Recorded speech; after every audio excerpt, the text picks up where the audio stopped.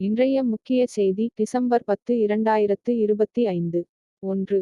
விமான நிறுவனம் மற்றும் ஒழுங்குமுறை அதிகாரிகள் செயல்பாடுகள் விரைவில் இயல்பு நிலைக்கு திரும்ப வேண்டும் என்று கூறிய போதிலும் இந்தியாவின் முக்கிய நகரங்களில் நூற்றுக்கணக்கான இண்டிகோ விமானங்கள் ரத்து செய்யப்பட்டுள்ளன.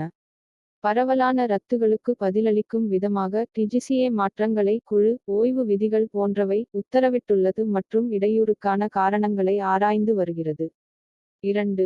சொத்து ஆய்வாளர்களின் புதிய கருத்துக்கணிப்பு அடுத்த 2 ஆண்டுகளுக்கு இந்திய வீட்டு விலைகள் ஆண்டுதோறும் சுமார் 6% அதிகரிக்கும் என்று கணித்துள்ளது. இருப்பினும் ஆடம்பர வீடுகளுக்கான தேவை குறையக்கூடும்.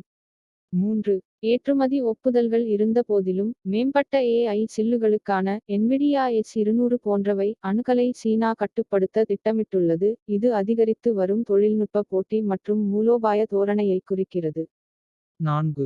அமெரிக்க துணை வர்த்தக பிரதிநிதி இந்தியா வருகிறார். இதில் கட்டணங்கள் மற்றும் இந்தியா அமெரிக்க வர்த்தக உறவுகள் மீதான பதட்டங்கள் உட்பட இருதரப்பு வர்த்தக பிரச்சினைகள் குறித்து விவாதிக்க. 5.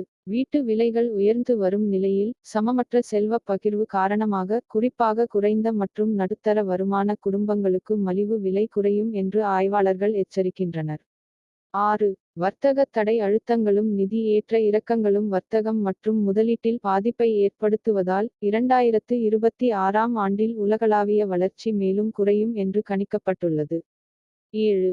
அதன் 2025 வர்த்தகம் மற்றும் மேம்பாட்டு அறிக்கையின்படி நிலையற்ற உலகளாவிய நிதி நிலைமைகள் வர்த்தக ஓட்டங்களை தடுக்கலாம், குறிப்பாக வளரும் பொருளாதாரங்களை பாதிக்கிறது.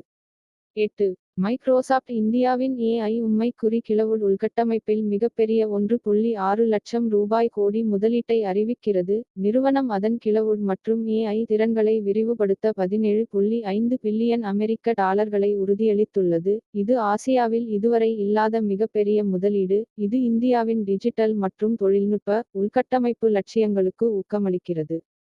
9. வளர்ச்சியை விரைவுபடுத்துவதற்காக கோலியர்ஸ் அதன் இந்திய வணிகத்தின் முழு உரிமையையும் பெறுகிறது. இந்த நடவடிக்கை இந்தியாவின் வளர்ந்து வரும் சொத்து சந்தையில் வாய்ப்புகளை சிறப்பாக பயன்படுத்தவும் ஒருங்கிணைந்த சேவைகளை வழங்கவும் உதவும் என்று ரியல் எஸ்டேட் ஆலோசனை மற்றும் முதலீட்டு மேலாண்மை நிறுவனம் கூறுகிறது.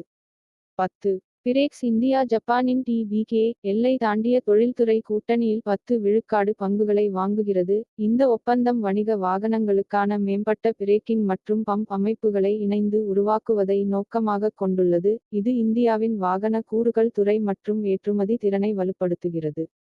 11. இந்தியாவின் ஏற்றுமதி வளர்ச்சி மீள்தன்மையுடன் உள்ளது.